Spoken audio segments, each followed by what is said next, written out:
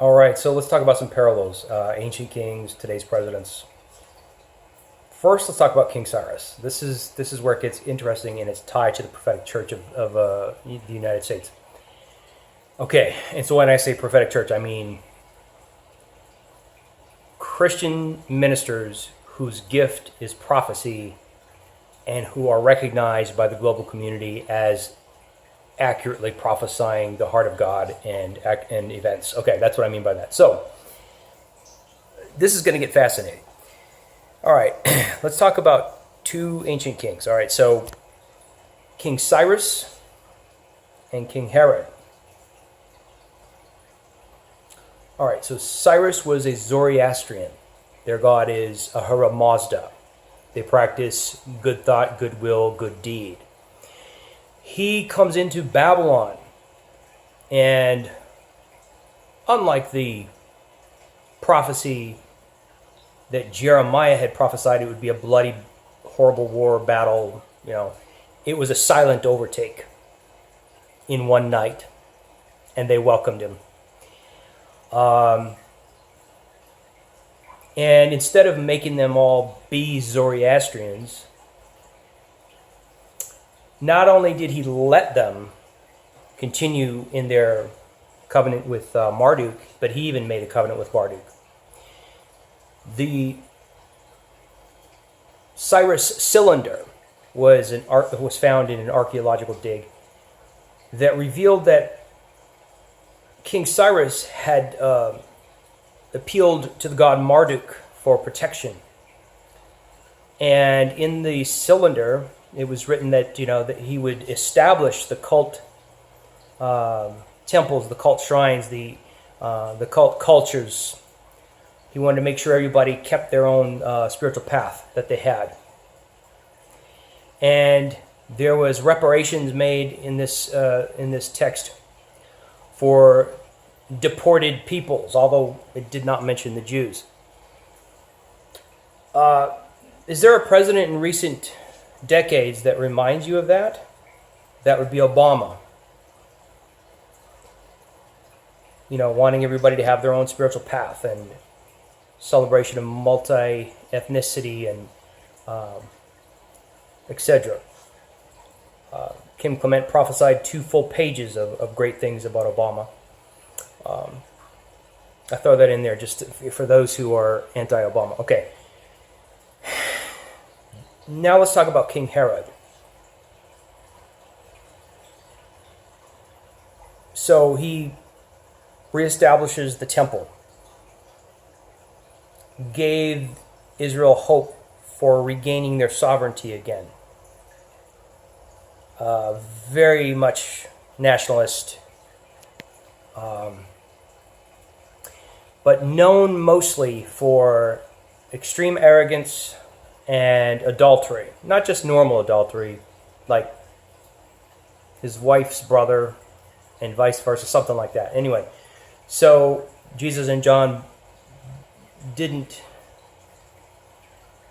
live by Paul's rule that says you respect the people in power. They both pointed out, like Jesus called him a fox, his own king of Judea where he lived, which meant a heretic and a devil, and John pointed out the adultery. So they didn't live by Paul's rule to respect the government, which would then execute Paul 6 years after he wrote that. Just a side note on that, when people arise to the level of maturity that Jesus and John the Baptist were at, you've stopped eating from the tree of the knowledge of good and evil, low vibrational judgment, and you've started to eat from the tree of life. Those are the people who can be like Martin Luther King Jr., who can speak out against injustice, but do it from a place of love.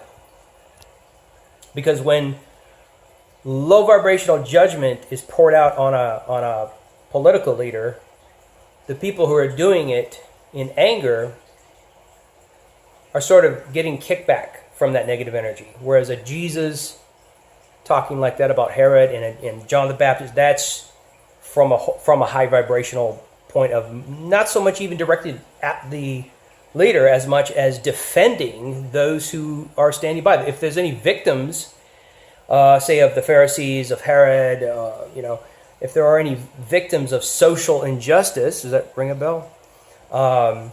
In today's world, if there are victims of social injustice and those who are manifesting the nature of Christ and of love, if they remain silent, silence is a statement. Silence is an agreement with the oppressors that the oppressors are doing nothing wrong. So Jesus overturning the tables in the temple and making a whip to beat them was not even personal to them. He knew where they were at, and he knew they weren't going to change. They were full of yesterday's manna, the Moses consciousness that points to the promised land but can't enter. It wasn't about them. It wasn't personal to them. It was a statement, a social statement to the victims. Remember, Jesus said, you Pharisees lay heavy yokes, religious yokes on the people, and you don't bear them yourselves. That was a social statement to the victims of Pharisee culture, and they were exactly like how the evangelicals are with Trump. They were totally in cahoots with their King Herod, and he was making a social statement on behalf of the victims that, hey, I'm not going to stay silent. I wish Christians in Germany had done that when they started seeing Hitler do some weird things. Okay, so again, King Cyrus remanifests as Obama, and Herod remanifests as Trump. And what I'm seeing in the spirit is both houses eventually becoming one. Both did great things. Both houses becoming one. Not just in America, but in this world. Because the world is made up of people who are right brain and people who are left brain. Masculine energy and feminine energy. Logic and intuition. War mongers and peace lovers. Okay? John Lennon and Fox News. Two different mentalities. Two different visions from the Creator. And those things becoming one. So you have King Cyrus kind of coming back as Obama. You have Herod coming back as Trump. And on a grassroots level, on a social level, in 3 years from now, people are going to start coming together and lay their swords down and, their weapon. The Bible says that one day people will lay their weapons down and turn those weapons into farming tools and not study war, not learn war anymore. Question then. How did the prophets of Christ, or why did the prophets of Christ hear from the Spirit that they listened to that President Trump would be a remanifestation of King Cyrus when Trump is the opposite of Cyrus? He's Herod. Because when you just have a phrase in the Bible and you did not study from a cultural, historical standpoint, you're uneducated, and when you have just a phrase to work with, you're going to hear the spirit of the phrase that you have indwelling in your soul. I'm going to say it again. You have the Spirit. Remember, prophets heard a voice of Spirit.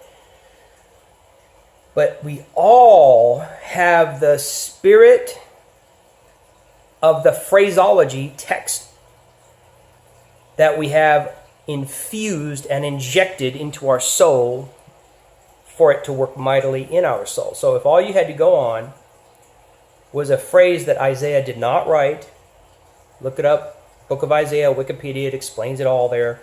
The prophet Isaiah lived 200 years before Cyrus was born. He wrote the first 35 chapters of Isaiah. Then you have Deutero-Isaiah, or second Isaiah, and you have third Isaiah. So after the Jews went back to their homeland from the Babylonian captivity, evidently Cyrus had set them free.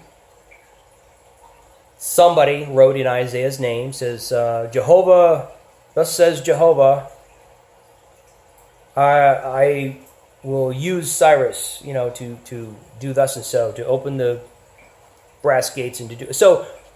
All the prophets had to go on was, oh, here's a secular king doing good things for the Jewish people. And that's the only thing that you have to work with. Then, of course, you're going to think Trump is a Cyrus, because he's a secular man who is making agreements with the Christian right. So, of course, people thought that would be a Cyrus thing to do, even though it was really just the very opposite. And you would have known it was the opposite spirit of Cyrus in Trump had you just studied who Cyrus was from a historical point of view. And then you would have seen the resemblance to Herod. Both kings did great things, just in different ways. All right.